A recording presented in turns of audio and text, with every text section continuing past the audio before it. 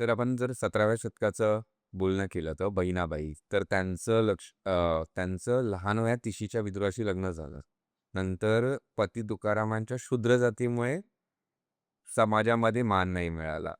तरी पण तिने संसार नाही सोडला. सगळं बॅलन्स करून, भक्ती आणि संसार बॅलन्स करून कसं पुढे हा वारकरी संप्रदायामध्ये क्वार्टर. बहिणाबाई ही आपल्याला स्त्री संतांमधली वेगळी आहे. वेगळी म्हणजे इतर सगळ्या ज्या आहेत ना, या समाजापासून भिन्न आहेत. अच्छा. म्हणजे त्या समाजाच्याच भाग आहेत. पण त्यांना काही ना काहीतरी. काही नाही काही म्हणजे आता मुक्ताई ही आपण ती आधी वाळीत टाकलेल्या घरातनं आलेली आहे. जनाबाई बघितलं तर ती दासी आहे, हीन कामं करणारी आहे. त्याच्यानंतर सोयराबाई बघितली, चोख्याची महारी आहे ती. कान्होपात्रा बघितली, गणिका आहे. बहिणाबाई नाही, बहिणाबाई ही एका सुसंस्कृत घरातनं आली आहे. सुसंस्कृत खानदानी ब्राह्मण घरातनं आली. म्हणजे इतरांच्या पण बघितलं म्हणजे मुक्ताईची सुद्धा जात ब्राह्मणच. पण तरी वाईट सुद्धा टाकलं. ती वाळीत टाकल्यामुळे अतिशूद्र आहे. हिचं असं नाही. हां. तिशीच्या नवऱ्याशी बिजवराशी जरी तिने लग्न केलं, म्हणजे ती स्वतःच एकतर तिने हे सगळं आत्मकथनात सांगितलं. हं. मला असं वाटतं संत वाङ्मयामध्ये आत्मकथन करणं, आत्मवृत्त लिहिणं किंवा आत्मचरित्र सांगणं हे कुणी पहिल्यांदा केलं असेल तर ती बहिणाबाई. त्यांनी म्हणजे मराठी भाषेतही जर मला असं वाटतं, की आत्मवृत्ताचा जर इतिहास लिहायचा झाला, साहित्यिकाने लिहिलेलं आत्मचरित्र किंवा आत्मवृत्त, तर ते संत वाङ्मयामध्ये बहिणाबाईला तो आपल्याला मान द्यायला लागेल. भारतामधल्या रादर पहिली स्त्री. भारतामध्ये सुद्धा म्हणजे आत्मचरित्र शब्दबद्ध करणं आणि तेही संत वाङ्मयाच्या परंपरेत. तर मला वाटतं महाराष्ट्रात नाही, भारतातही ती कदाचित पहिलीच. बहिणाबाईच्याकडे संस्कार आहे. ती एका सुशिक्षित घरातनं आलेली आहे. लहानपणी जरी तिचं लग्न झालेलं असलं तरी देखील तिचे पती हे कर्मठ ब्राह्मण आहेत, पंडित आहेत, शास्त्र पंडित आहेत. समाजामध्ये त्यांना स्थान आहे. आई-वडील म्हणजे तिचा जन्म जो आहे तो आत्ताचं संभाजीनगर, औरंगाबाद. संभाजीनगरमध्ये वैजापूर गावात देवगाव ते तिनेच सांगितलंय, की देवगावामध्ये तिचा जन्म झाला. ती शिरूर पुण्याजवळ सासरला आली. पाठक रत्नाकर पाठक हे तिचे पती. आहेच. मायाचं नाव कुलकर्णी. आऊजी तिचे वडील आणि जानकी आई तिची. तर चांगल्या अशा घरातनं ती आली आहे. चांगल्या खानदानातनं आली आहे. अभ्यासपूर्ण खानदानातनं आलेली आहे. समाजाला मानणाऱ्या खानदानातनं. पण काय होतं, की तिची जी आंतरिक जी आहे म्हणजे एका 30 वर्षाच्या तिला कळतही नव्हतं तेव्हा लग्न झालंय आणि ते पण तिचा नवरा इतका तिच्यापेक्षा मोठा आहे. त्याच्याबद्दल तिला प्रचंड प्रेम आहे, आपुलकी आहे. ती पूर्ण पतिव्रता आहे. ती संसारापासून विभक्त नाही. संसार सोडून टाका आणि जा असं तिचं म्हणणं नाही. तिच्या अभंगामध्ये ती जे सगळं लिहिते ते संसाराबद्दल लिहिते. पण तरीसुद्धा परमार्थ जो आहे, तो परमार्थ जो आहे, तो अतिशय महत्वाचा.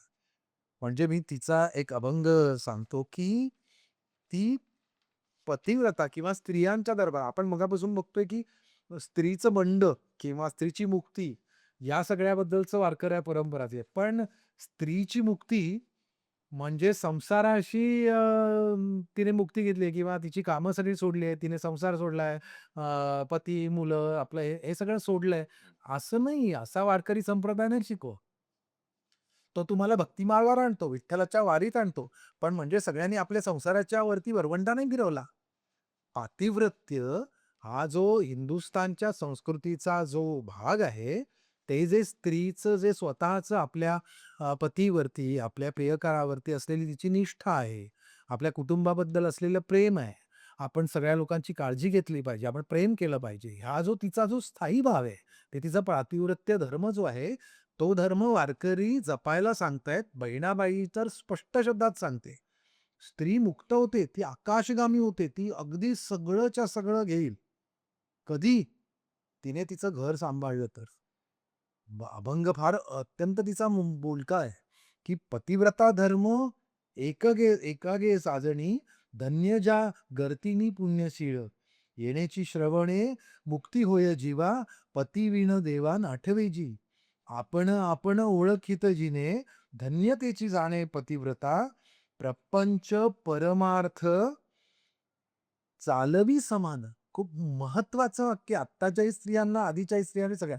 रादर मी असं म्हणेन, की स्त्री मुक्ती या किंवा फेमिनिझम ज्याला म्हणतो, त्याचं जे मूळ आहे, त्याचं अधिक स्पष्ट आणि तो भारतीय परंपरेतनं त्याची स्पष्टता करणं, याच्यासाठी या अभंगातल्या या ओळीचा वापर केला. बहिणाबाईंनी नेमकं तर मांडलंय, की स्त्रीने एकटं जगणं, सगळं विमुक्त करून जगणं नाही, तिने घर निर्माण केलं पाहिजे. तिने ते घर ते ते जसं घर तिने शिंपलं पाहिजे. घर तिचं आहे घर, ती गृहस्वामिनी आहे. तिने घर मांडलं पाहिजे, पोसलं पाहिजे, वाढवलं पाहिजे. त्याचे संस्कारांनी जपलं पाहिजे. तिचं मोठेपण कधी आहे? प्रपंच, परमार्थ, चालवी समान. वारकरी संप्रदायाने काय सांगितलंय? प्रपंचही चालवायचा आणि परमार्थही गाठायचा आहे. मोक्षापर्यंतही चालायची आहे वाट. पण ते एकत्र कसं आहे? प्रपंच, परमार्थ चालवी समान, तिनेच गगन झेलियले. काय म्हटलंय बघा ते. गगन झेलियली कोणी? कोणत्या स्त्रीने? अख्खं आकाश कवटाळू, आभाळ माया पोटी ठेवून ती आकाश कवटाळू शकते कधी? ज्यावेळेला ती प्रपंच आणि परमार्थ दोन्हीही सारखं चालवते ती. आणि हे म्हणजेच स्त्रीचं म्हणजे स्त्री ही मुळातच ती नारी ही वंद्यच आहे. ती आपल्याकडे म्हटलेलंच आहेत, की यत्र पूजते नारी रमन्ते तत्र देवता. त्यामुळे नारी शक्तीचं स्त्री वाङ्मयामध्ये, स्त्री संत वाङ्मयामध्ये बहिणाबाई स्त्रीची शक्ती, स्त्रीचं काम, काज, तिचं अस्तित्व, तिचं समाजातलं स्थान हे सगळं ती खूप स्पष्ट करते समाजाकडे. कर्मतेची ब्रह्म, ब्रह्मतेची कर्म. ऐसे जिने वर्म जाणीतले, अखंड तो मनी भगवंत सर्वता, तेची पतिव्रता निकी नेकी. निकी लोकी. रागद्वेष मनी जाणीवेचा पुंग, न धरितो संग अधर्माचा. ह्या सगळ्या ह्याच्यातनं अधर्म काय आहे? जर तुम्ही जर त्या जर मनामध्ये जर राग, द्वेष या सगळ्या भावनांनी जर म्हणजे आपण ज्याला आपण म्हणतो ना, की आजकालच्या ह्याच्यात म्हणतात, की स्त्री गॉसिपिंग करतात म्हणजे काय? एकमेकांच्या चाहड्या-चोहड्या करतात, एकाबद्दल वाईट बोलतात वगैरे. नाही, नाही. ती खूप स्पष्ट म्हणते इकडे, की रागद्वेषमनी जाणीवेचा पुंग, न धरीजे संग अधर्माचा, इंद्रियांच्या वृत्ती विधीने सावरी, न दिसे अंतरी द्वैत भाव. साधू संत सेवा पतीचे वचन, पाळी त्याची धन्य पतिव्रता, शांती क्षमा दया पाळीभूत कृपा. खूप तिने स्पष्ट केलंय, की संत होण्यासाठी स्त्रीला काय आहे? शांती क्षमा दया पाळीभूत कृपा, जाणानी स्वरूपा पतीची या, पतीचे वचन अमृता समान, धन्य तिचा जन्म माता पिता. जी पतीचा संसार चांगला करते, माता-पित्याने चांगले संस्कार दिलेले आहेत, चांगली तिला घडवलेली आहे, म्हणून ती ती पुढचंही घर घडवते आहे. पती इथे आपल्याला पतीचं मोठेपणा नाही सांगायचं आहे, पण पतीला बरोबर ठेवून, त्याची सहचरी होऊन, ते घर वाढवण्यासाठी त्याला त्याचा मान-पान देऊन, त्याला टाकून नाही, त्याला वाटेल तसं बोलून नाही. आणि हे का ती बोलू शकते?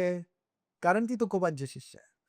तुकारामांची जर आपण बघितलं, की त्यांची जी आवडी आहे, त्यांची जी बायको आहे, ती दिवस-रात्र त्या विठ्ठलाला शिव्या घालते.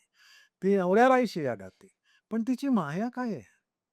आपण जर तुकोबांच्या चरित्रामधली जर बघितली, तर त्यांची ती बायको जी भरपूर शिव्या देते किंवा ती ज्याला आपण म्हणतो कैदाशीन वगैरे अशा वगैरे किंवा अत्यंत खट्याळ किंवा अत्यंत अशी फटकळ अशी बाई आहे. त्या बाईचं अंतर्मन काय आहे? ती तिकडे सगळ्यांपासून दूर गेलेले भंडारा डोंगरावर बसलेले तुकोबा जे वृक्षवल्ली आम्हा सोयरे वनचरी असं सगळं रममाण आहेत आणि ते सगळे अख्ख्या सृष्टीचं भोजन भोगत आहेत. त्यांना काही आता त्यांचा देहाच्या पासूनचं सुटलेलं आहे सगळं. तुका म्हणे आता पुरलो उपकारापुरता. असं ज्यांचं जीवन झालेलं आहे, तिचं त्या विठ्ठलाच्या बरोबर ती दिवस-रात्र त्याला शिव्या देऊ दे.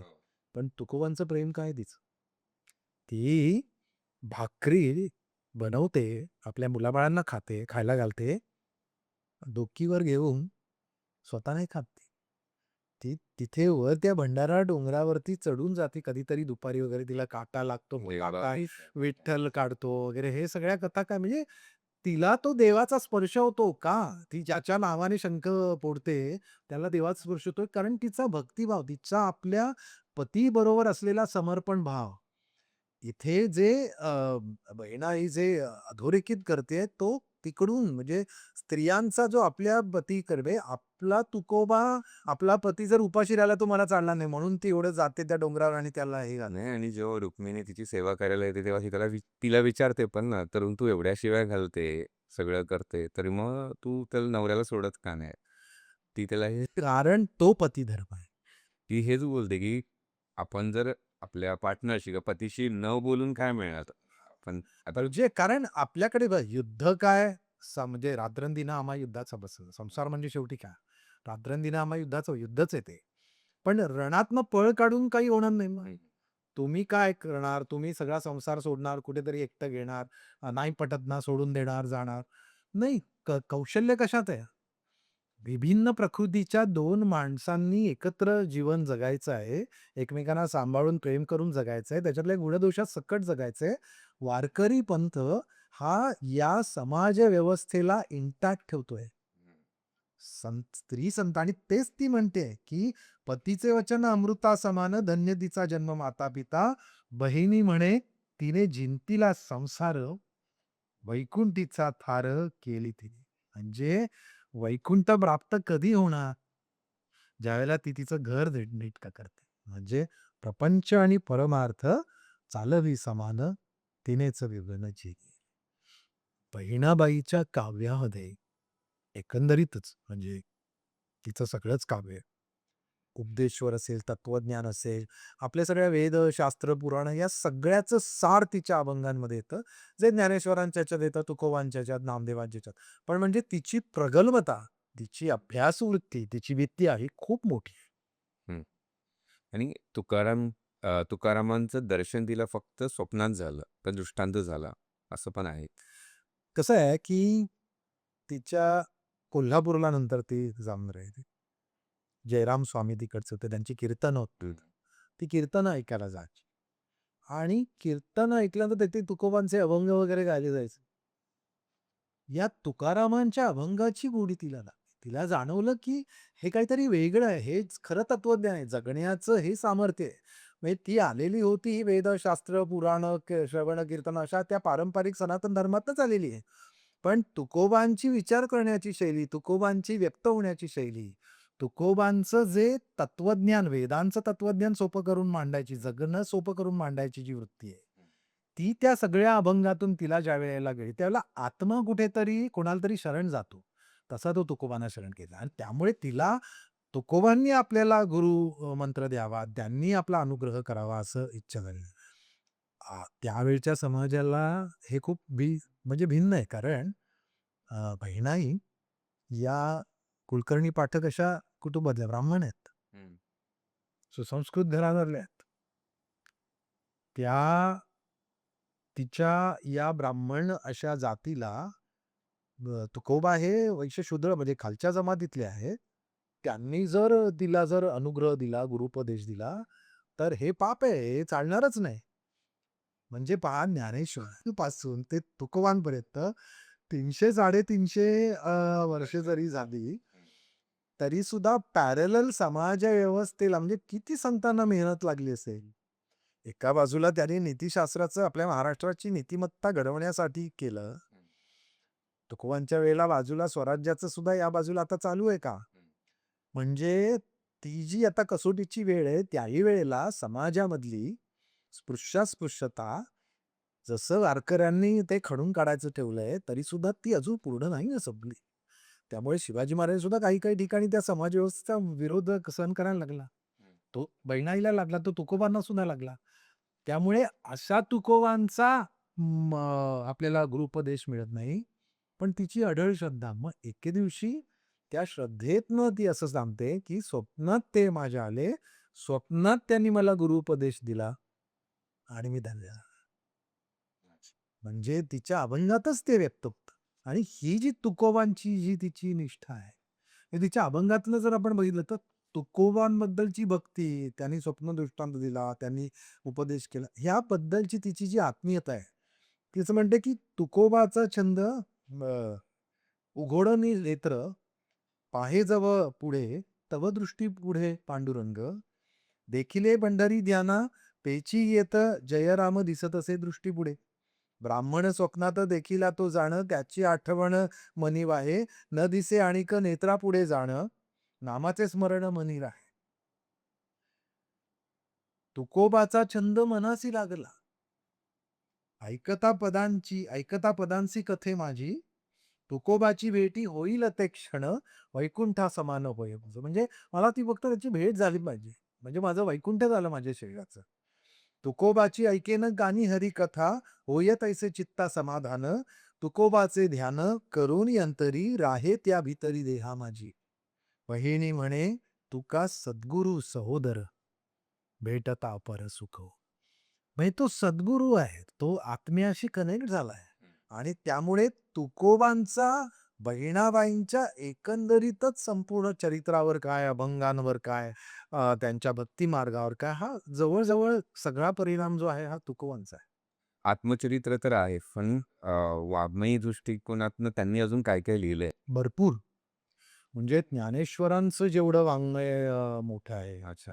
तुकोबांचं वाङ्मय मोठं आहे नामदेवांचं मोठं आहे संत कवयित्रींमध्ये बहिणाबाईचं वाङ्मय म्हणजे जनाबाईचे अभंग भरपूर तसं बहिणाबाईचं वैविध्य खूप आहे म्हणजे जर बहिणाबाईचं जर अभंग आपण बघितलं तर तिने पाळणा फुगडी अच्छा. पिंगा जिंपा खेळ म्हणजे सगळे हमामा हुंबरी वासुदेव डबगाणं आरत्या तिने एक अभंग लिहिले आहेत ओव्या लिहिल्या आहेत कितीतरी गोष्टी लिहिल्या म्हणजे एक फुगडीचं स्त्रींबद्दल बोलतो आहे स्त्रियाच्या खेळात तिने स्त्रीजन्माबद्दल खंत पण व्यक्त केल्यात काही. हा पण स्त्री जन्माला ती झिडकारत नाही अच्छा. ती एक सिंपल आता एक साधं फुगडीचं की फुगडी फू उघडी हो ती तत्वज्ञान सांगायची पद्धत की फुगडी फू उघडी हो न होसी उघडी तर मग धगडी तू भूमीवर झाडी अंतरीचा कामक्रोध काढी सांडी माया ओढी मग होय भावगडी या वासनेचे ओचे खोवी आधी साचे वासना सगळी जी आहे ती आधी सगळी आवडून घे खोवी आधी साचे निरोध इंद्रियाते मग हरिरंगीनाचे इंद्रियांवरती निरोध केलास की मग तुला हरिरंग मिळेल दोही पदावरी एक भाव करी अशी पदीवरी मग तुझं पाय हरी उघडीचं सौंदर्य की दोन पाय कसे समान पाहिजे तुझे बाह्य बद्ध सबळ भुजा आधी सारी ओजा मग निज भुजा मग फुगडी घाली ओजा हात बांधले पाय समांतर ठेवलेले संसारामध्ये स्त्रीने फुगडी त्या भावविश्वामध्ये जाताना त्यातलं तत्वज्ञान सांगताना तिने स्वतःला किती शिस्तबद्ध ठेवलंय त्या फुगडीला जरी असं आपल्याला वाटलं की घुमली आहे सगळी वगैरे पण त्याच्यात शिस्त आहे ती शिस्त जर बिघडली तर ती फुगडी तुम्हाला फेकून देईल कोलमडून देईल तर तसं नाहीये ती दृश्य भाव सांड एक भाव जोडी प्रेमे घाली फुगडी आनंदाची स्वानंदाची गोडी ऐसी बहिणी फुगडी घाली अवघ्या आलिया हारी अवघिया आलिण्या हारी पांगविल्या पुरी न येती बरोबरी कोण येणार तुमच्या बरोबर कशा येणार त्या स्त्रिया सगळ्या तुम्ही काहीतरी वेगळं करायला लागल्यानंतर त्या सगळ्या ज्या साध्या आहेत सध्या त्या या पोळीला टिकणार नाहीत या पोळीला कोण टिकतील ज्यांना ज्ञानाचा स्पर्श झाला ज्यांना भक्तीचा स्पर्श झाला म्हणजे कितीतरी असे तिचे अभंग आहेत की ज्या अभंगामध्ये अ, अ, ती ज्या वेदांना म्हणजे आता बऱ्याच वेळेला आपल्याकडे हा गैरसमज आहे की वारकरी संप्रदाय हा वर्णाश्रम किंवा वेद शास्त्र पुराण उपनिषद संहिता यांच्या विरोधात अजिबातच नाही वारकऱ्यांच्या अगदी ज्ञानेश्वरांपासून ते बहिणाबाई व्रत निळोबांपर्यंत सगळ्या संतांच्या ज्याच्यामध्ये वेद शास्त्र पुराण व्यास ऋषीमुनी सगळ्यांबद्दल आदरभाव व्यक्त केलाय धर्माबद्दल आदर व्यक्त केलाय चातुर्वर्णाबद्दल आदरभाव व्यक्त केलाय त्यातल्या अमंगलतेबद्दल त्यांनी ठोक अशी पावलं उचलली आहे ती बहिणाबाई म्हणते की वेदशास्त्र जया नाहीची प्रमाण अशुची तो जाणं अंतर्बाह्य ज्याला वेदशास्त्र खऱ्या अर्थाने कळलेली नाहीयेत ना तर तो स्वतःला काहीही समजू द्या पण तो अशुची आहे तो अपवित्र आहे तामसी तो खरा ओळखावा नर तपासी अघोर दल्पकूट तो काय आहे म्हणजे मला हे नाही मिळालं, मला तीर्था मिळाल्या, मला पाणीच नाही मिळालं शुद्ध, मला हळद कुंकू नाही मिळालं वेळेवर, कर्मकांड नाही मिळालं, यज्ञाला आहुती नाही मिळालं. जो भडकतो ना सतत, तो तामसी वृत्ती धारण करतो ना. काय करायचं त्याचं पांडित्य आणि कर्मकांडाचं? त्याला वेदशास्त्रातला मूळ अर्थ कळला नाही. त्यामुळे तपासी अघोर कल्पकोटी, वेदाचे प्रमाण ते अप्रमाण, भल्यासीही मान नाही तेथे. जो वेदांना मानत नाही. म्हणजे असं आहे, पण वेदाचा अर्थ कळला ना. नुसतंच वेद बोलतो, पण त्यांना त्यातला हे कळत नाही. तर ते सगळं अप्रमाण होतं. ते प्रमाण नाही. भल्यासीही मान नाही तिथे. अशा माणसाला कोण मान दे? तो मान त्याला असं वाटतं, की मला वेद कळतात, मला मान दिला पाहिजे. पण खरं नाहीये. त्याला वेद कळलाच नाहीये ना. म्हणून तर तुकोबा सुद्धा म्हणतात ना, की वेदाचा तो धर्म आम्हासची ठावा, येराणी वहावा भाव फार माता. तुकोबांच्याच विचारांवर आहे ते, की बहिणी म्हणे ऐसे अंगेची दुर्जन, त्याची संभाषण कबूल आहे. म्हणजे ती किती टोकाची भूमिका घेतेय, की अशा प्रकारे वेदशास्त्र ज्यांनी सोडलं आहे, जो अभक्त झाला आहे, असा जो काही हीन मार्ग झालेला आहे, त्या माणसाशी संभाषण सुद्धा करू नये. तिचं स्पष्ट आहे म्हणजे. तिचं तत्वज्ञान पण किती मोठं आहे. म्हणजे अ, आपल्याला वेद, उपनिषद, शास्त्र याच्यातला जो गर्भितार्थ जातो ना, बहिणाबाईचा अभ्यास तिच्या शरीरातनं होतोय. म्हणजे आपण मगाशी तो चोखामेळा किंवा सोयराबाईच्या वेळेला विटाळाचं हं. ही तर त्या पंचही महाभूतांचा एकच विटाळ असं त्यांनी म्हटलं. ही त्या पंचमहाभूतांबद्दल बोलते. ती काय सांगते, की पाचाचे उसने घेऊनी शरीर. ह्या पंचमहाभूतांकडून तू उसनं घेतलंयस, काहीतरी घेतलंयस म्हणून हे शरीर निर्माण झालंय. आलासी ते सारं ब्रह्म साभ. जन्माला आलास ना, पण त्या पंचमहाभूताचं सार आहे. त्यातलं ब्रह्मतत्व जे आहे ना, ते साध्य कर. कासया काबाड वाहतोसी ओझे, लटिके ते तुझे नोहेरा. हे शरीर हे तुझं नाहीये, ते त्या पंचमहाभूतांचं आहे. तू काबाड करतोयस, वाहतोसी ओझं वाहतोयस. त्यातला आत्मतत्व आहेस तो तू आहेस आणि त्याला ब्रह्मतत्वाला साध्य कर. या शरीराच्या ह्याच्यात नको पडू. मग ती त्या पंचमहाभूतांच्या कुठल्या-कुठल्या गुणांचा, दुर्गुणांचा, अवगुणांचा तुझ्यामध्ये आलंय, ते ती स्पष्ट करते, की तू का अडकतोयस? की असं म्हणते, की आता पृथ्वी हे तेज आहे. तर पृथ्वी तेजामधनं काय आहे? तर अस्थि, मांस, त्वचा, नाडी आणि रोम ज्याचे त्यासी वर्म समर्पावे. देऊन टाक ना. कशाला अडकतोस? सौंदर्यामध्ये, शरीरामध्ये मला यावं पाहिजे, मला द्यावं पाहिजे. नको ना. अस्थि मांस त्वचा नाडी आणि रोम ज्याचे त्यासी वर्म समर्पावे लाळ मूत्र स्वेद शुक्र हे शोणित आपाचे हे सत्य गुण पाच. आप म्हणजे पाणी. पाण्याचे जे गुण आहे, द्रव जे गुण आहे, द्रवणे, तर ते तुझ्या शरीरात आहेत ना. बघ ना. लाळ आहे, शुक्र आहे, मूत्र आहे, घाम आहे. हे सगळं त्याचंच आहे. क्षुधा, तृषा, निद्रा, आळस, मैथुन, तेजाचे गुण जाणं पाच. खरं तर या सगळ्यातून तेज पकडलं पाहिजे, पण त्याचे अवगुण तुझ्यात आलेत. हं. क्षुधा काय, भूक लागते तुला, तहान लागते, निद्रा आहे तुला, मैथुन अवस्था, आळस तो हे सगळ्याच्या सगळं हे तुझं तेजात काय प्रकट झालेलं आहे. त्यातलं तेज नाही तू आणतेस, हे अवगुण करतोयस. धवन, वळण, निरोध, आकोचन, पाच गुण जाण वायूचे. धवन, वळण, निरोध, आकोचन ही जी सगळ्या तुझ्या वृत्ती आहेत, या वायूच्या आहेत. अच्छा. म्हणजे पळतोयस तू सतत, वळतोयस, निरोध, थांबतोयस, विरोध करतोयस.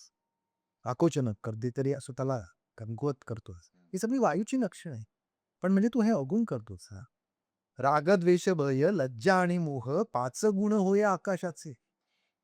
आकाशाच्या 5 गुणांचे कुठले आहेत बाबा? राग, द्वेष, भय, लज्जा आणि मोह याच्यात अडकलायस तू. ऐसे हे 25 5 गुणिले 5. ऐसे हे 25 पाचाचे जाणून ब्रह्मप्राप्ती जाण साधी पार आहे. या सगळ्यापासून विमुक्त हो. शरीरामध्ये नको अडकू. त्याच्या सगळ्या या अवगुणांमध्ये 25 अवगुणांमध्ये नको अडकू. तू त्यातलं ब्रह्मतत्व जे आहे, त्याच्या आतला जो आत्मा आहे, तो शुद्ध आहे. तो शुद्ध कर. त्याचा ईश्वराशी संबंध प्रस्थापित कर. ऐसे हे शरीर घेऊनी आलासी, साधी आत्म्यासी येथे बापा. बहेणी म्हणे नको भूलू या अनित्या, ओळख होणी सत्यार आहे. पहा किती म्हणजे मला सांगायचा हेतू हा आहे, की वारकरी संत हे समाजामध्ये ज्ञानाचं, समाजाचं तत्वज्ञान ज्यावेळेला सांगतात, त्यावेळेला दुर्गुणांपासून त्यांनी दूर का गेलं पाहिजे? कसं गेलं पाहिजे? तुमचं आयुष्य सुंदर तुम्ही करू हं. शकता. सोप्या मार्गाने. हे खरं मोठं तत्वज्ञान आहे ना, अध्यात्माचं मोठं तत्वज्ञान आहे. पण त्यांची सांगण्याची पद्धत जी आहे अभंगातनं, ती खूप साधी, सोपी, सामान्य माणसाच्या भाषेतली आणि ते तसंच जगणं हे संतांच्या गुणातलं वैशिष्ट्य. जसं ते तुकोबांना ज्यांनी गुरु मानलेलं त्यांनी, तर त्यांनी आणि ते पंढरपूर आणि वारीबद्दल भरपूर काही त्यांनी लिहिलंय, बोललंय. त्यांच्याबद्दल काही लिहिलंय त्यांनी? पंढरपुराबद्दल सगळ्याच संतांना आकर्षण आहे. बहिणाईला ते असलंच पाहिजे. हं. वेगवेगळ्या शब्दांमध्ये प्रत्येक संताने पंढरीबद्दल लिहिलंय, विठ्ठलाचं प्रेम दिलंय. पंढरपूर त्यांच्यासाठी वैकुंठ आहे. सुदर्शनावरी उभं राहिली आहे पंढरपूर असं त्यांचं म्हणणं आहे. त्यांना ती चंद्रभागा काय, तो पुंडलिक काय, ते विठोबा रखुमाई काय, सगळं माहेर आहे त्यांच्यासाठी. ते वाळवंट त्यांच्यासाठी नाहीच. त्यांच्यासाठी जगातलं एकमेव तीर्थक्षेत्र आहे ते. मग बहिणाबाई पण तसंच म्हणते, की जगभर एवढी सगळी क्षेत्र असतील. उदंड ऐकिला, उदंड गाईला, उदंड देखिला क्षेत्र महिमा. भरपूर पाहिले, भरपूर ऐकलंय, भरपूर गायलं गेलंय क्षेत्रांबद्दल. हं. कितीतरी क्षेत्रांबद्दल. अगदी वाराणसीपासून सगळीकडे सगळ्या क्षेत्रांबद्दल. पंढरीसारिखे नाही क्षेत्र कोठे, जरी ते वैकुंठ दाखवे. वैकुंठ जर कुठे दाखवलं असेल, तर ते याच क्षेत्राने इथे प्रत्यक्ष विष्णूने स्वतःचं कृष्णाने वैकुंठ दाखवले. अच्छा. ते तुम्हाला द्वारकेला नाही मिळणार, ते तुम्हाला पुरीला नाही मिळणार, ते तुम्हाला अजून कुठल्या बद्रीला वगैरे नाही मिळणार, ते तुम्हाला इथे मिळणार. तो जनमानसासारखा जगतो इथे. तो देव देवच राहिलेला नाहीये. ऐसी चंद्रभागा, ऐसा भीमा तीर, ऐसा विटेवर देव कुठे? कुठे आहे विटेवर असा देव असा उभा राहिला आहे? छान मस्त आसनावर बसलेले आहे. छान मस्त पूजा अर्चा, षोडशोपचार, सगळे अभिषेक, मंत्र वगैरे छान मस्त अगदी शृंगारलेले वगैरे सगळे वगैरे. आमचं नाही, आमचा काळा सावळा आहे. आमचा विटेवर उभा आहे. ऐसा देव कुठे? ऐसे वाळवंट, ऐसी हरिकथा, ठायी ठायी देखा दिंडीवर. आता जर तुम्ही वारीवर चाललात, तर काय आहे रोज सकाळ संध्याकाळ नामाचा गजर चालू आहे. तुम्हाला कानाला फक्त ते टाळ, मृदुंग, विठ्ठल, ज्ञानोबा, माऊली, तुकाराम गजरच ऐकायला येतोय. ते थांबतायत, तिकडे अभंग गातायत, दिंड्या पताकांचे वगैरे खेळतायत, नाचतायत, गातायत, बोलतायत, अभंग बोलतायत, रात्री बसतायत, कीर्तन करतायत. हे एवढंच वातावरण आहे ना. आता आता महाराष्ट्र जगतोय उत्सवामध्ये काय जगतोय? हे एकच जगतोय. ऐसे वाळवंट ऐसी हरिकथा ठाई ठाई देखा दिंडी भार ऐसे हरिद्वार ऐसे प्रेम सुख ऐसा नाम घोष सांगा कुठे कुठे जगामध्ये असा कानठाळ्या बसवणारा फक्त आकाशभर एकच एकच गजर चालू आहे. कुठे आहे असं आहे असं समाजमत कुठे आहे? बहिणी म्हणे आम्हा अनाथा कारण पंढरी निर्माण केली. परमेश्वराने पंढरी निर्माण केली. कशासाठी? ज्यांचं कोणी नव्हतं ते. आम्ही अनाथ आहोत. आमचा नाथ कुठे आहे? तो आम्हाला देवळांमध्ये नाही भेटणार. म्हणून आमच्यासाठी त्यांनी पंढरी केली, माहेर उभं केली. आणि त्या माहेरात आम्ही सगळे जाऊ. बहिणाबाईचं सगळं जे काही म्हणजे त्यांचे खूप अभंग, त्यांच्या रचना भरपूर आहेत. खूप जास्त जगल्या आहेत त्या. आपल्या अ, नवऱ्याबरोबर ती म्हणजे नवऱ्याने त्यांना खूप छळलं ही म्हणजे तुकोबासारखा वगैरे गुरु काय पानते वगैरे त्याला समाजाकडून ऐकायला लागत होतं. तो राग सगळा तिच्यावर काढत होता. पण तिने त्याला सोडलं नाही. तिने सांगितलं, की "मी जीव देईन, पण मी सोडणार नाही." ती गरोदर असताना त्यालाही निघायचं होतं, पण ती 3 महिन्याची गरोदर होती म्हणून तोही थांबला. म्हणजे एका बाजूला आपण हेही बघितलं पाहिजे, की तो कर्मठ आहे, पंडित आहे. पण त्याने तिने हट्ट कसा केलाय? हां, हे वैशिष्ट्य की तिने आपलं म्हणणं सोडलेलं नाहीये. हं. तिने तो भक्ती मार्ग सोडला नाही. तिने तुकोबाबाची निष्ठा सोडली नाही. विठ्ठल भक्ती सोडली नाही. वारकरी संप्रदाय सोडला नाही. तू मला विरोध करतो आहेस, तुला मान्य नाही ना, ठीक आहे, मी नाही करत. आतल्या तीही काहीतरी कोंदटली असेल, पण ते नाही केलं. तिने वेगळं केलं. तिने ते हळू करून त्याचं मतपरिवर्तन केलं. त्याच्या मनामध्ये तो भक्तिभाव निर्माण केला. शेवटी हे दोघंही जाऊन तुकोबांना देहूला जाऊन भेटले. देहूला प्रत्यक्ष भेटले. याच रत्नाकर पाठकाने तिच्या पतीने त्या तुकोबांच्या पायावरती डोकं ठेवलं. तिथेही मंबाजी नावाच्या ब्राह्मणाने त्यांना त्रास दिला. त्याचे कान भरले. पण या सगळ्या एकंदरीतच ज्याला आपण म्हणूया, की यांची आतली चढाओढ होती, या सगळ्याला बहिणाबाई यशस्वी ठरल्या. स्त्रीने तिला जे हवंय, जे योग्य आहे आणि ते योग्य जर घडवायचं असेल आणि पती काय, घर काय, आजूबाजूचे सगळं काय, हे जर विरोधात असतील, तर त्यांना सगळं सोडून, तोडून, मोडून असं नाही जायचंय. तर बहिणाबाईने हे आपल्या आयुष्यातून दाखवून दिलं. म्हणजे वारकरी संप्रदायात किंवा स्त्री वाङ्मयातनं काही वेगळं मिळतं. तर बहिणाबाईने हे स्वतःच्या आयुष्यातनं सांगितलं, दाखवून दिलं, की संसार ठेवून, पतीवरचं प्रेम अबाधित ठेवून सुद्धा भक्ती मार्ग किंवा आपल्याला पाहिजे ते इतकं, की नंतर संसार बदलतो, पती बदलतो. ते सगळंच कुटुंब वारकरी बघ. हे बहिणाबाईचं वेगळेपण आणि यशस्वीता. आणि तिच्या ज्या सगळ्या या रचना आहेत, म्हणजे तिने काही सोडलंय असं, की म्हणजे जे ज्ञानेश्वरांनी केलं, नामदेवांनी केलं, तसं तिने सगळे ती पाळण्यापासून सगळं, सगळं केलं. अभंग आहे, ओव्या सगळं आहे. हिंदीमध्ये ही रचना केली. म्हणजे मीराबाई ज्या भाषेत किंवा कबीर अशा यांच्या रचना जशा आपल्याला सापडतात. नामदेवांचं तर पंजाबामध्ये मोठं कार्य झालं.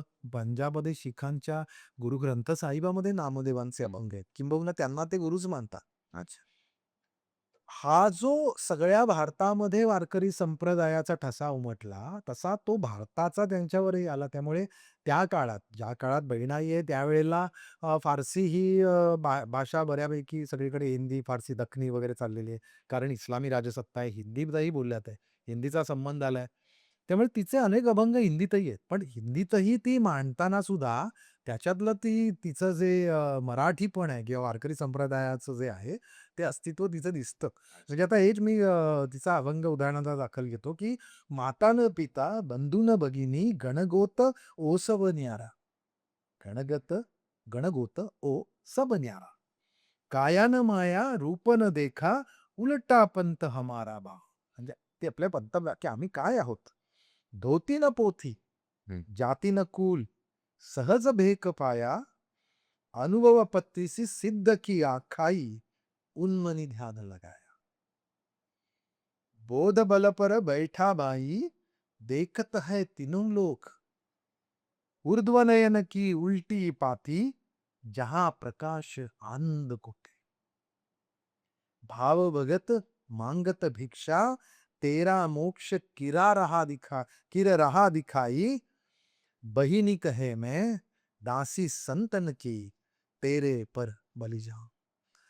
संतांच्या वरती तिची श्रद्धा कशी आहे, की ती हिंदीतही मांडताना म्हणते. कारण एकतर ती संत परंपरेत ती सगळ्यात उशिराची किंवा नंतरची, त्याच्यामुळे तिच्या आधी अनेक संत वारकरी संप्रदायातले होऊन गेले. त्या सगळ्यांबद्दलची तिची भावना ही जशी तिच्या वेगवेगळ्या अभंगात होते, तशी ती हिंदीमध्ये होते. आणि त्यामुळेच ती संतांचं कौतुक गाते. आणि संत कृपा झाली, इमारत फळा आली. ह्या एका अभंगामध्ये ना संपूर्ण वारकरी संप्रदायाचा एक नकाशा मांडल्यासारखा आहे. तर त्यांना एवढं समजलं कुठं? बहिणाबाई ही संत परंपरेत खूप ऊर्षिजाची. तिच्या आधी सगळे संत होऊन गेले. म्हणजे जवळ-जवळ 300 वर्षापासून संत परंपरा चालू आहे. त्यामुळे अनेक संतांबद्दल तिने ऐकलेलं आहे, कीर्तनांमध्ये ऐकलेलं आहे, तुकोबांच्या सुद्धा अभंगात येतात, इतर संतांच्या अभंगात येतात. त्यामुळे संतांबद्दल तिला माहिती आहे. पण ती वारकरी संप्रदायाबद्दल, त्या भक्ती मार्गाबद्दल, त्या पंढरपूर क्षेत्राबद्दल, या सगळ्याने समाज क्षेत्रात, महाराष्ट्राच्या समाजशास्त्रात काय नक्की निर्माण केलं? तर तिचं असं म्हणणं आहे, की एक मोठी इमारतच निर्माण केली. एक भवनच बांधलं या लोकांनी समाजाचं. कुठलं भवन आहे ते? कसं आहे? म्हणजे ती स्वतःबद्दल सुद्धा त्या अभंगामध्ये येते. पण ती एक-एक ज्यावेळेला एकेकाचं स्थान म्हणजे ती अशी नाही इमारत झाली ती स्वतः म्हणते, की "संत कृपा झाली, इमारत फळाली." संतांची कृपा समाजावर झाली म्हणून समाजाचंच अख्खच्या अख्खं भवन निर्माण झालं. मग ते भवन कसं आहे?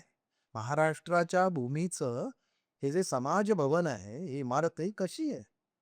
तर ज्ञानदेवे रचिला पाया, उभारिले देवालय. समाज अख्खं देवालय होणं. देवालय जिथे देव राहतो. तो जर समाजात नांदायला हवा असेल, तर समाज तितका विशुद्ध व्हायला हवा. त्याची नीतिमत्ता ही चांगली व्हायला पाहिजे. तर ती केली. कोणी केली? तर ज्ञानदेवे रचिला पाया, उभारिले देवालय. नामातयाचा किंकर तेणे रचिले आवार. ते अख्खं आवार जे आहे ते नामदेवानी बांधलेलं आहे. कारण ते सगळं पसरवलंय ना त्यांनी. सारवलंय, आवरलंय. छान त्यांनी नीटनेटकं केलंय ते. जनार्दन एकनाथ खांब दिदला भागवत. वारकरी संप्रदायामध्ये ग्रंथ म्हणजे धर्म म्हटला की त्याला एक ग्रंथ पाहिजे. दैवत पाहिजे. तर विठ्ठल हे त्याचं दैवत आहे. ज्ञानेश्वरी ग्रंथ आहे आणि भागवतही ग्रंथ. तर भागवत हा एकनाथी भागवत. एकनाथांनी लिहून त्या धर्माला एक अधिष्ठान दिलंय. म्हणजे या वारकरी धर्माला. तर त्यांचं भागवत धर्माचा त्याचा खांब हे एकनाथ आहे. म्हणजे खांब सगळं पेललं पाहिजे ना. एकनाथांच्या मध्ययुगामध्ये ते आहेत. ते एकनाथांच्या काळाला असं म्हटलं जातं, की ज्ञानेश्वरांच्या आळंदीला समाधीस्थळी मुळ्या लागल्या होत्या. अजाण वृक्षाच्या मुळ्या या त्यांच्या समाधीच्या आत शिरल्या होत्या. म्हणजे ज्ञानेश्वरीचे अपप्रवाद चालले होते. ती काही मलिन झाली होती, काही त्याच्यामध्ये घुसडलेलं होतं. ओव्या इकडच्या तिकडे झाल्या होत्या. असं काही झालं होतं.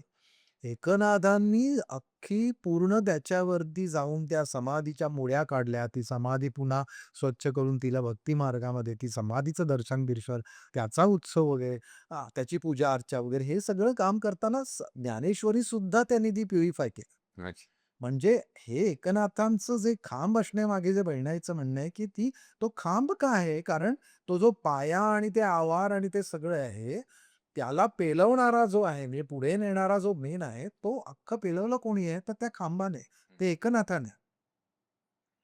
आणि जनार्दन एकनाथ खांब दिदेला भागवत, तुका झालासे कळस, भजन करा सावकाश. या सगळ्या वारकरी परंपरेचा तुकोबा कळस आहे. कळस हा दुरून दिसतो. तो चमकतो. त्याच्या मुळाशी, पायाशी वगैरे तुम्हाला चालताना कळसाला जाताना पायापासूनच सुरुवात करायला लागते.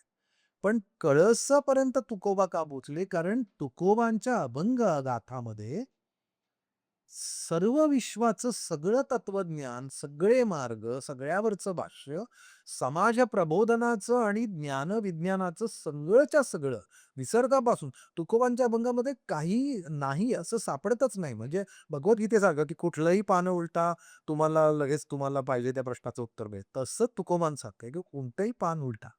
ज्ञानेश्वरांचं ज्ञानेश्वरी कोणतंही पान उलटा. हे का होतं? कारण तितका साकल्याने विचार केलाय. तो कळसापर्यंत पोहोचलाय. बहिणी म्हणते, की बहिणी म्हणे फडकती ध्वजा. हे मी फक्त पुढे नेण्याचं काम करते. ध्वजासारखी फडकते आहे, निरूपण केलेच. आणि फक्त हे ओझ जे आहे, ते फक्त मी निरूपण केलंय. हे कार्य या लोकांनी काय केलंय, ते मी फक्त सांगितलंय.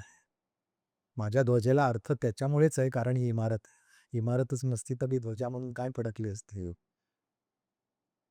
स्वतःची लीनता आहे. स्वतःची धन्यता आहे. पण हे सगळं मी निरूपण केलं, कारण या सगळ्या संतांच्या मांदी याळीने ते मला करायला उपलब्ध करून दिलं. In a swank way, that's how we roll. Chasing